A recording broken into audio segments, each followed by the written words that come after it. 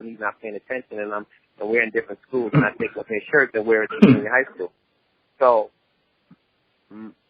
I just made, I made it work. And I just remember at one point when he was saying, like, where are you getting this from? Because you're wearing things that I don't even have or that. So it just kind of took off. So I had some small influences, but nothing concrete that I could just tell you, pinpoint, that this is exactly why or how it happened, Okay. And do you own a pair of Jordans? Yeah, absolutely. Okay. See, I remember. You know how some people are very fashion conscious. I think it was Kanye. He said, "You niggas can't." No, he said something about wearing a suit is the only way some of y'all know how to get dressed. Mm-hmm. And if anybody knows you, they know that it could appear that you're not wearing anything brand name at all. And I want this to be clear to some of the listeners. Like, there's a difference between being able to throw on a few name brand things, mm-hmm. and people is like, oh, snap, yo, he got that on. And they're not even worrying about the outfit. Mm-hmm. But what I'm talking about, and what I believe that you exemplify, is whether you have a name brand or not, that's not the focus. Preach. Exactly. The focus is like, yo, what the hell is that? Like, yo, how did you do that? Like, yeah. What are some of the, you might as well share it. You were just talking about a few brand names.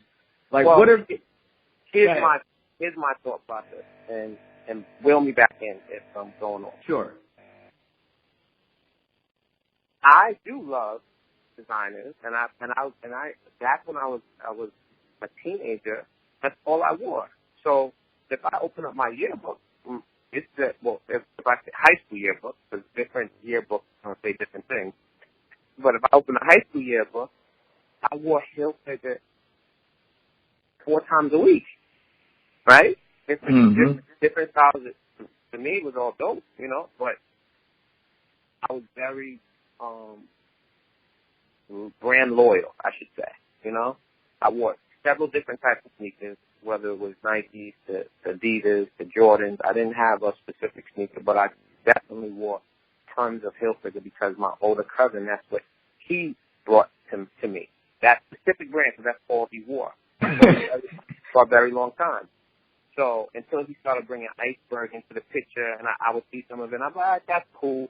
But then I started realizing that it's not about the brand that is on your back that makes you fly or dope or whatever. It's like I could have on something that cost $10, and it became pairing things for me. So I started playing with mixing things. I would mix, a different shirt with a different jean, or I just would feel it out. I didn't know what I was doing. I was just figuring it out. I was just putting pieces together.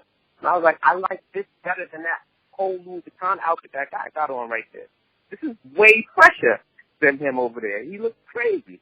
He just has on a bunch of labels, and it's not put together. So I realized that as I got older, I didn't know at the time that it's a matter of taste. So what I've learned is that, every designer can make nice things, but not every single thing that a designer makes is necessarily nice or dope or whatever you call it.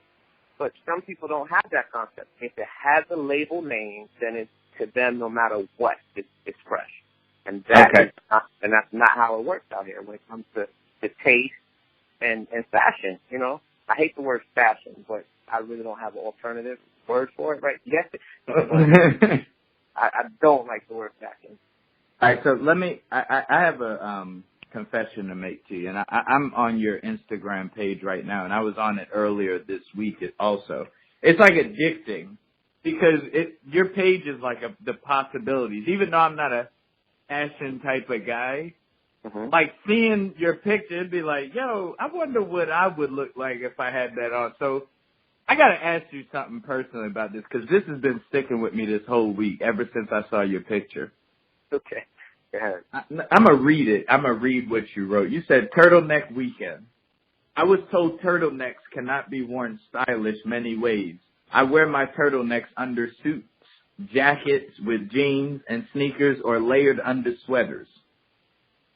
Yo, to be completely honest, I don't think I've wore a turtleneck since college, since we was at Morgan. Okay. But when you got this damn turtleneck on, I think you did it like twice. When you got this damn turtleneck on, I promise you, I will be getting a turtleneck, and I want to bring these turtlenecks back. What is it about turtlenecks that fascinates you? It wasn't a fascination. It was the fact that I was having a conversation, and I remember saying something about turtlenecks, and like, oh, yeah, turtlenecks, you can't really rock them, many ways. I don't really mess with them too tough. And I was like, you know what? Being that, I have this platform, let me show you that it can be rocked many ways. And I purposely wore the same turtleneck. Didn't switch it up. Didn't do a multicolor. Didn't do anything. I took a basic turtleneck that I bought from Zara for $20-something. It was on sale. It might have been $19.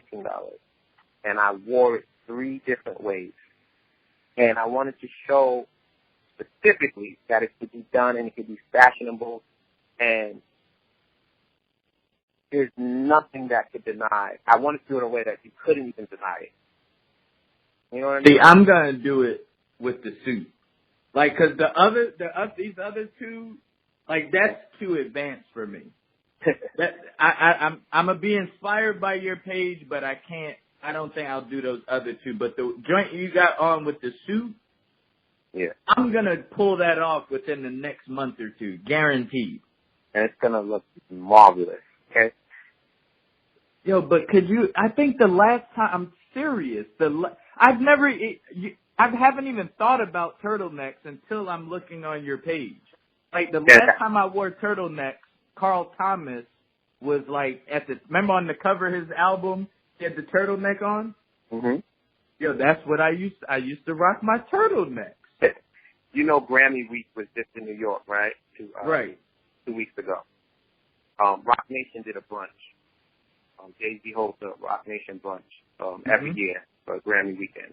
And I saw the pictures, and I couldn't believe that because it's different now. Now the youth and things, they're not scared to wear certain things, and not all of it is obviously great fashion, but it's just that the boldness of trying different things, being creative and at least trying to be, trying to step outside the box in many ways. Sometimes it works, sometimes it doesn't. But I've seen about 10 people at that brunch. If you go back and look at those pictures, you'll see what I'm saying.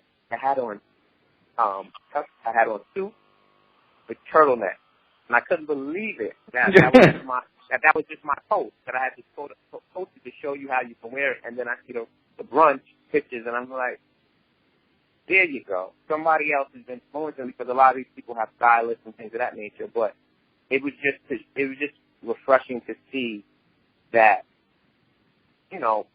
people taking a chance, or at least looking at it differently, and seeing the stylish side of clothing as opposed to only one way of dressing. Mm.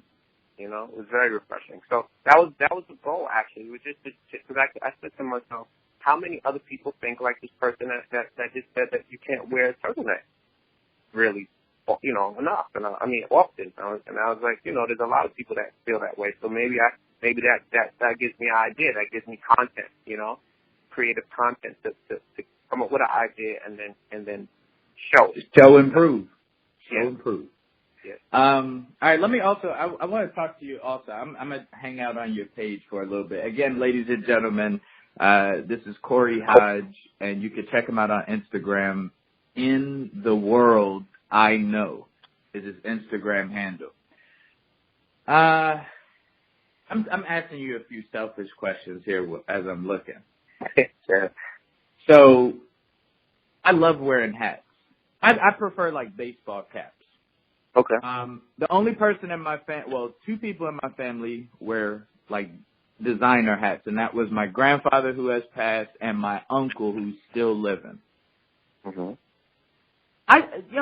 I've bought nice hats in my past, but eventually I just give them away or donate them, or I'll give them away. Let's put it that way. Mm-hmm. Like I like it, but I don't be feeling comfortable. Like I feel like I'm like I'm too loud. Okay. But I feel that a lot of people, a lot of men specifically, feel the same exact way. Like they're like, I see you in this picture with this hat on, killer hat, right? And I'm like, man, I would look fresh with that hat. Mm-hmm. What is it? What's the secret behind wearing a hat for men? Okay. Well, here's one thing. To be completely honest, I always wanted to wear hats, but I never felt I looked good in hats. So I always wanted to wear them, but I felt, okay, it didn't fit my head. My head is too big. It didn't fit. That doesn't look right with hats. Even baseball caps. I always had one or two that I would rock, but it never felt comfortable because I always felt like, I don't know if I have the right head for a hat, I just started wearing hats more frequently as an adult in the last few years because I said, you know what? You're never going to get comfortable wearing a hat if you don't wear it, if you don't try it. I took the same principle that I use in clothes. And just like I can wear different styles and try different materials and, try different, sneakers or cuts or fabrics, I was like, I can do the same for hats. I'll just start small. So what I did was I said, okay, I travel a lot. So I'm going to start with a simple hat that's a straw hat that I can just throw on vacation. I'm not walking around Manhattan in the city with it, so I won't feel comfortable.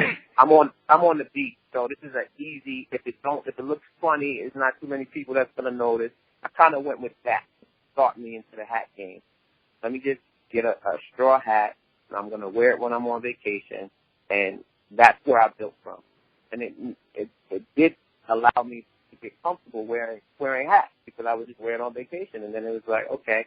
Now I want another vacation hat. I want a different color because I want to wear it with more things. So I just started experimenting, and it started with summer. So I started with summer hats. So when I tried to go into winter, I'm like, oh, it's thicker. There's more material. I just started learning. And I go, oh, this is okay. That doesn't fit the same as a straw hat. Okay, that's thicker or that's wool. I had to learn the materials and how it fits. So I want to go buy 5, 10 hats right now, but I'm stuck because I'm still not fully there as far as all the ones that look right for me. So I'm right now. I'm wearing the ones that I feel look the nicest on me. But I would love to sit with someone, a hatter, and go through different styles of hat. I would love to do that. And, maybe that's something you should come join me. Maybe we need to do that together. And they sit and they explain to you different hats and styles and what works with this. And I just do it on my own. I do it off feeling, but it's not something that you can just tell someone it's a feeling. Because then when I was trying to hack, the guys are like, well, how does it feel for you? I'm like, I don't know. They're like, well, we can't tell you how it's supposed to feel. You have to So. All right. So is there something we need? Maybe someone's listening to this right now. They're like, you know what? I'm about to go up and go get me a nice little hat, and I'm going to try it out because he said that I ain't going to get comfortable liking wearing hats if I don't start wearing them. Exactly. So let's say they go get a hat, right? They're going to shop for a hat right now. What